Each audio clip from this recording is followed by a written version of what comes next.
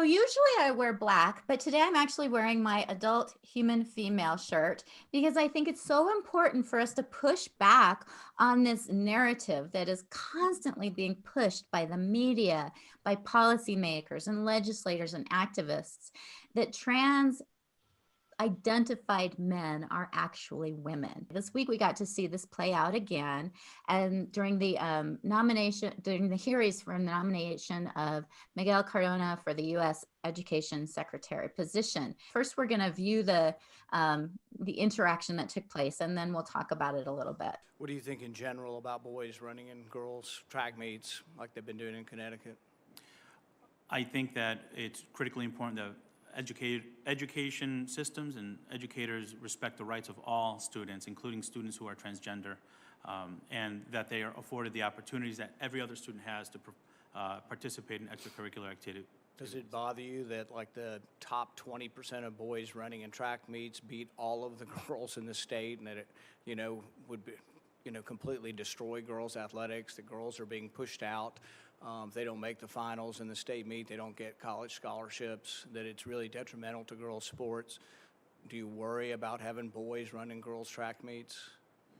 I recognize and appreciate the concerns and the frustrations that are expressed. I've, as Commissioner of Education, have had conversations with families who have felt the way you just described it, and families of students who are transgender.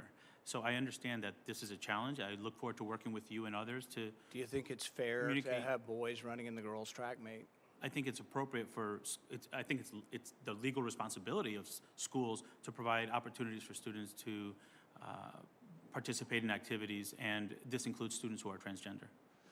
So you don't have a problem then with boys running in the girls' track meet, swimming meets, name it. You're okay then with boys competing with girls? Respectfully, Senator, I think I answered the question. I believe schools should offer the opportunity for students to engage in extracurricular activities, even if they're transgender. I think that's their right. Well, the thing that really hit me and that I found problematic was when Cardona said, "I've answered your question." He told Rand Paul, "I've answered your question." No, you haven't. You never actually answered the question. Saying I answered your question doesn't mean you answered the question any more than saying trans women are women makes men women. Right. No, it doesn't. And I think in this case that Cardona was very afraid to say, first of all, that he was okay with boys competing against girls, but he also didn't want to say that boys are girls. So he was trying to walk this very clever line.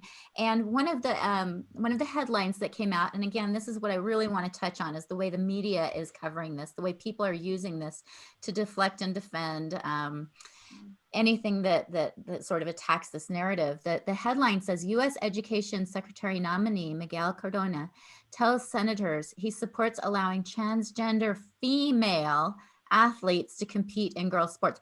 Not even transgender girls, but females, which is why I'm wearing this shirt, because the definition of female is very not inclusive of boys and penises and men.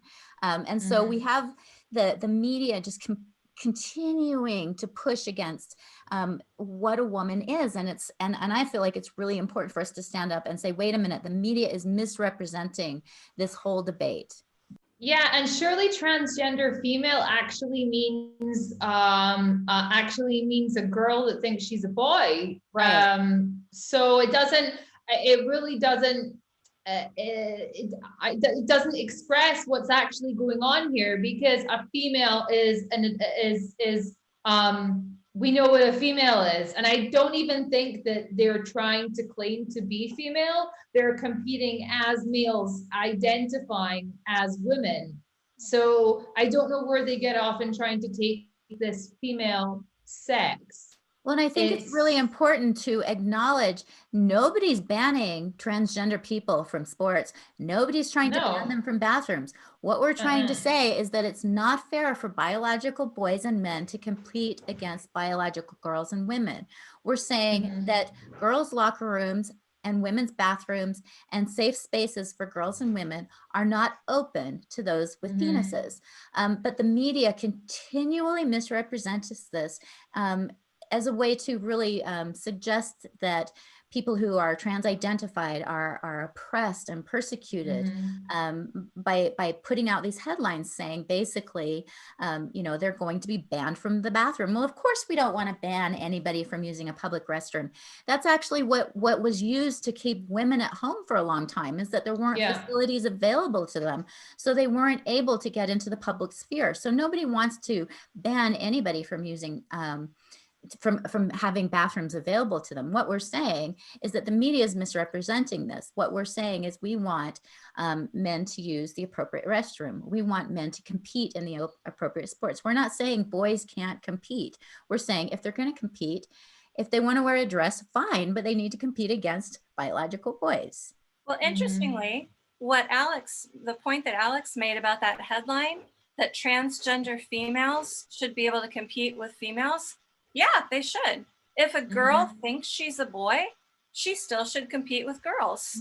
Unless she's taking hormones, unless she's taking testosterone, which is a controlled substance. And we know that there are prohibitions against using steroids and hormones and such to boost performance. But if she just wants to wear a boy's uniform, she should definitely compete against the girls. Yeah, I think that's a good point. But also what you said about this false dichotomy that the transgender activists set up, this is their favorite fallacy, is the false dichotomy. And you see it all over the media. Just like you said, trans kids just want to use the bathroom. Well, what that implies is that they're being prevented from using the bathroom. People really are being led to believe that kids who think they're transgender are not allowed to use the bathroom at school, and we need to do something about that. That's baloney. Yeah. No kid has ever been refused the opportunity to go to the bathroom. We are saying, and what people have been saying all along, we are continuing to say, is boys go to the boys' bathroom, girls go to the girls' bathroom. And that's it. But these false dichotomies they set up, and the media loves them, is what is misrepresenting the truth about this whole ideology. And that's what's really dangerous, is that they're misrepresenting the truth to the public. And as you said, Maria, there are, concerned people who are sitting at home and thinking, that's horrible. These children are not allowed to use a bathroom, or that's horrible. These children are not allowed to compete in sports. And that's not what's happening. I think what's really important is to kind of, if people were really to investigate just the narrative that's being sold here, which is that all of a sudden a whole group of women, Christian women, non-religious women, lesbians, all woke up one day and decided to be raging bigots. Okay, that's the narrative that's being sold, is that, really quote unquote progressive women, like a lot of women in our movement are some are Trump voters and some are like Marxist socialists, that we all just woke up one day and thought, you know what, I really think I'm going to be a raging bigot and just go for it on this issue. And it's total nonsense. We are saying on the basis of sex, throw gender away, because it's actually just hard. It's not helping us to convey what's going on the basis of sex, female and male. That's it. Because that's quantifiable. That's something we can measure. That's something that is verifiable. Gender is like this ephemeral, like weird, like I don't even really know what gender means, except for I know that now suddenly Biden is allowing women to wear lipstick and nail polish in the military. And I think that's because suddenly men are allowed to pretend that they're women. And the only way we would know that they're women is if they're wearing nail polish and lipstick. Yeah. I mean, it's getting so convoluted because we're trying, gender really isn't something that can be defined unless you use regressive stereotypes that we've been trying to get away from. Well, there really is no definition of gender. And just yesterday, I came across a quote by Sasha Ayad, who's a therapist who works with a lot of kids who think that they're transgender. And she said, what is gender? Is it related to masculinity and femininity? Is it a feeling? Is it just something you say about yourself? Or is it the roles and norms set up in the culture, or related to male and female? And what is gender identity? According to the major clinics and the medical system, which are really pushing the gender theory, They say it's a person's internal sense of self and how they fit into the world from the perspective of gender. But they never define gender because we're told it means something different to every person. Wow. Yeah. Wow. It's so convoluted. And so I'm very grateful that the Women's Liberation Front has come out with a media guide, because we need to push back on this on so many levels. We need to, I just see this as we need to really insist on an accurate definition of man and woman, male and female. And if somebody wants to be identified as transgender, then we know they're transgender because they're identifying as transgender. However, if they're insisting that transgender women are women, then there's no such thing as transgender. So this is a tool for journalists reporting on issues related to sex, gender identity, sexual orientation, and women's rights. And I'm just so thankful that they have come out with this. One of the things that they call on is for ethics in journalism. And they call for journalists to report the truth, to be accurate, to be independent, to be fair and impartial, human, to reflect humanity, and to be accountable. And again, I am seeing so many headlines that have just completely bought into this ideology, hook, line, and sinker, and they're misrepresenting reality. They're misrepresenting the news. They're misrepresenting what's going on in order to further a certain agenda. Because if they actually reported that there are bans that are trying to prevent boys from competing against girls in sports, most people would be like, well, of course. There wouldn't even be a question. But as soon as you put that transgender in there, all of a sudden people are like, oh, those poor transgender people are so marginalized. We need to protect them. They're not being allowed to compete in sports or use potties.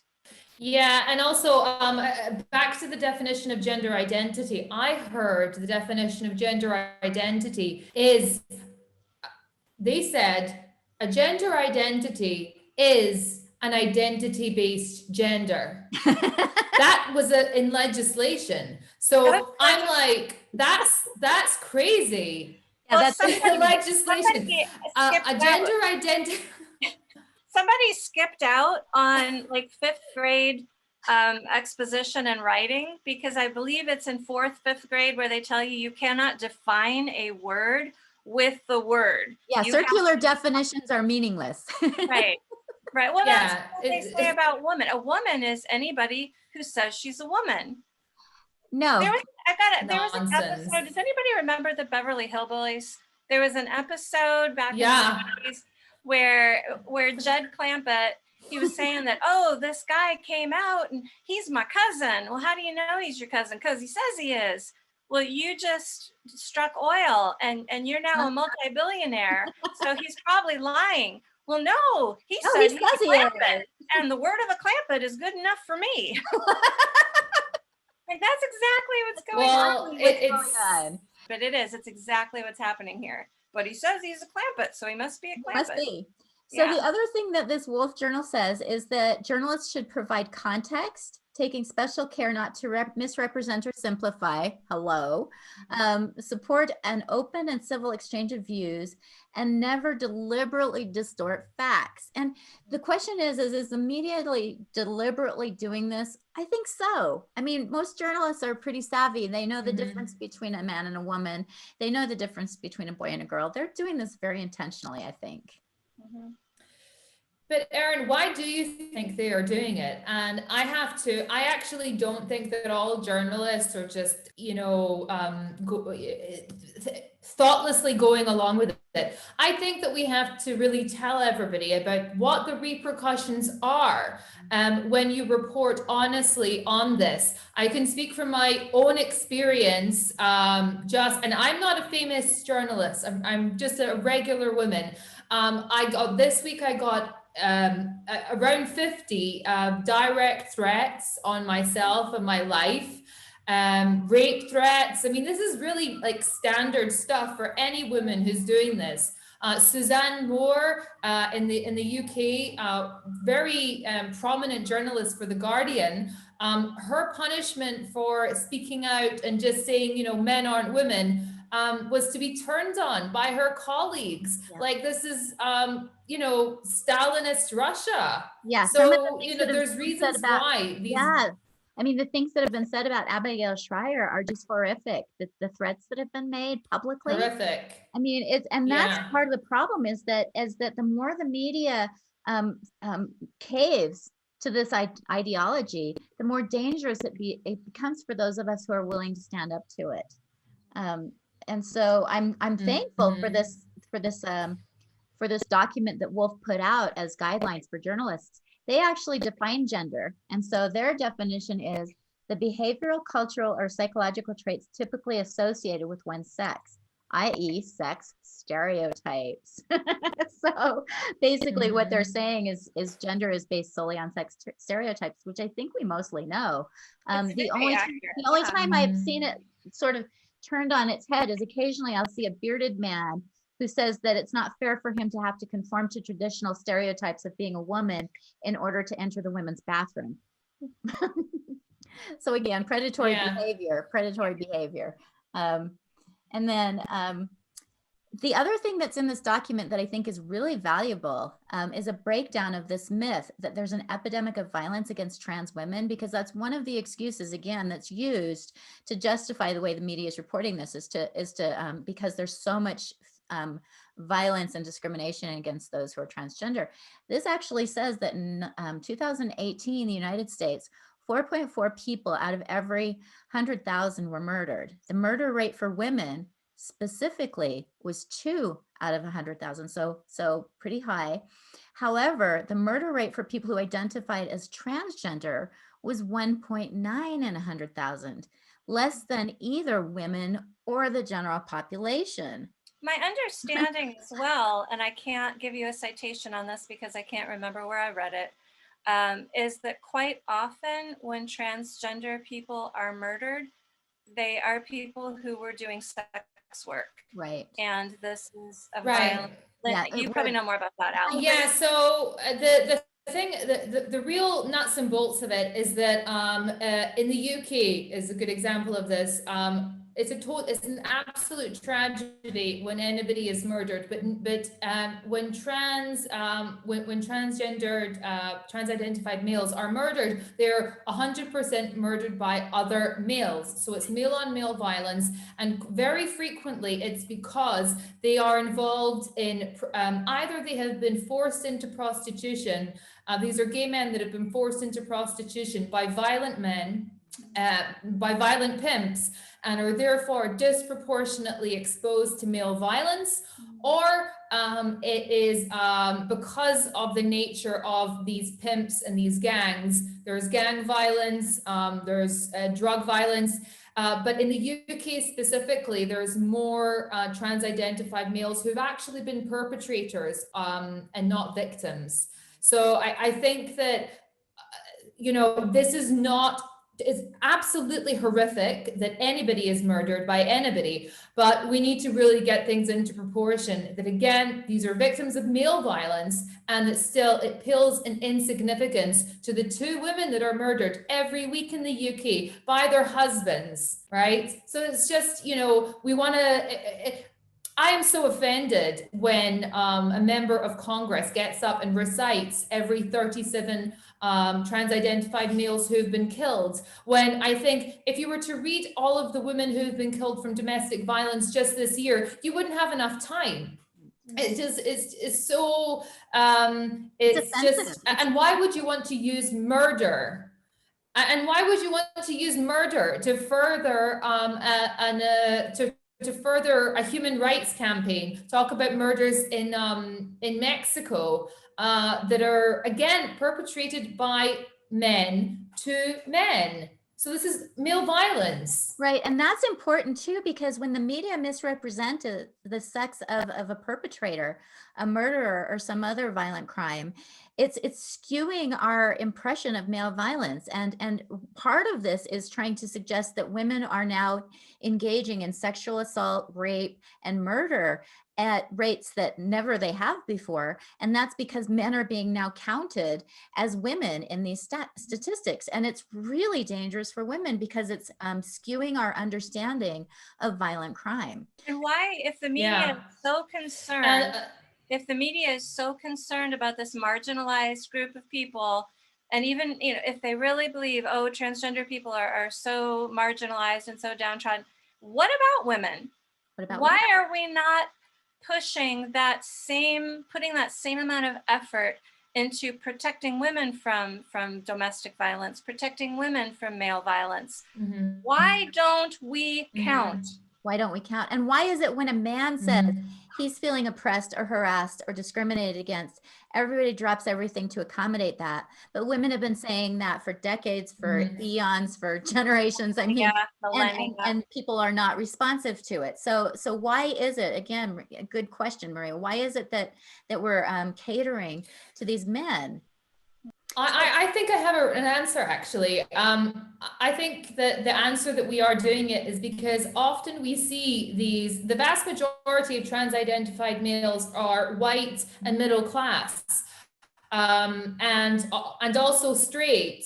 They have a particular proclivity. If we were to think about, Bruce Jenner is a great example. Often we see them, and we feel a certain amount of sympathy because, they're going around in the world looking like men and looking a little bit ridiculous, and that makes us feel bad in some way.